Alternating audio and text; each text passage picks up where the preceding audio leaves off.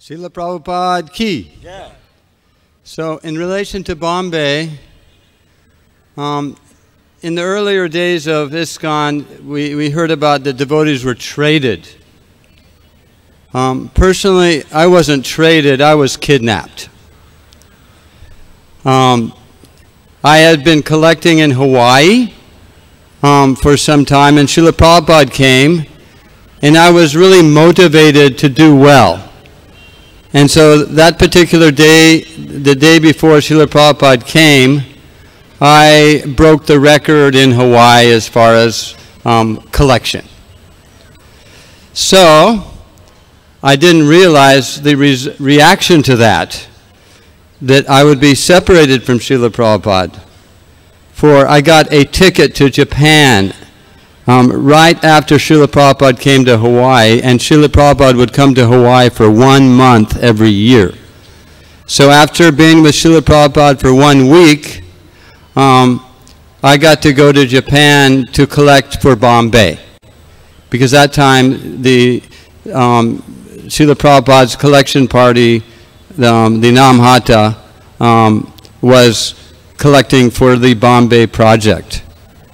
So I collected for a month or so, and then this was during the period of time when the Hare Krishna movement was being persecuted. There was a period of time when we were being laughed at, then there was a period of time that we're being persecuted. And we were not given missionary visas, so we were not legally collecting in Japan. But Srila Prabhupada wanted to build Bombay, Vrindavan, and Mayapur. We didn't care what the rules were. We went ahead and did it. And we got some results. I mean, these temples were built. The Bombay project was a team effort with the BBT, the Namhata, and the money came from the West for Bombay, for the construction of the original temple. So after about 1 month, I got arrested and put in jail for 15 days, and Bhanabhata was my cellmate, along with one other devotee. And we were deported back to Hawaii. We immediately went to a lawyer. We changed our names legally. We got new passports with new names.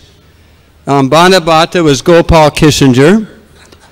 I was Rupa Kennedy. And the other devotee, Dhanyavad, was Mathura Parker on our passports. We flew right back to Japan and went right back collecting because Srila Prabhupada wanted to build Bombay. After another period of about a month, I got arrested again. This time it was alone. I'm not like some of the other Namhata. Some of them are like, a lot of them are from Australia, and a typical American, they're quite tough. But me, if someone wants to, apprehend me, they'll have no problem. And although I tried to get away, I was unsuccessful. So they put me in jail, this time by myself, for 38 days, and deported me back to Hawaii. And this time I didn't go through the endeavor to change my name again and get another passport. But instead of me going to Japan, Japan came to me. I collected in Hawaii primarily from the honeymoon couples that flew into Hawaii by the plane loads. And it was right at that time when it was the peak of the honeymoon season. And I got my revenge. I doubled the record I had made previously. I doubled it the first day. And after that, sometimes I would triple it and quadruple it. I had like revenge. The first record was about $300. Then my first day was $600. And then after that, 7, 8, 9, I even got up to $1,800 in one day at one time at that particular period. So the deal was that we would collect and give 50% to the Hawaii temple and 50% to Bombay. But we cheated. We were collecting $500, $600, $700, $800, and we would tell the temple, oh, I collected $140 today. So I give $140, and and other devotees were there later with me, and we put money in a bank account for Bombay. But it was discovered because I got arrested again in Hawaii.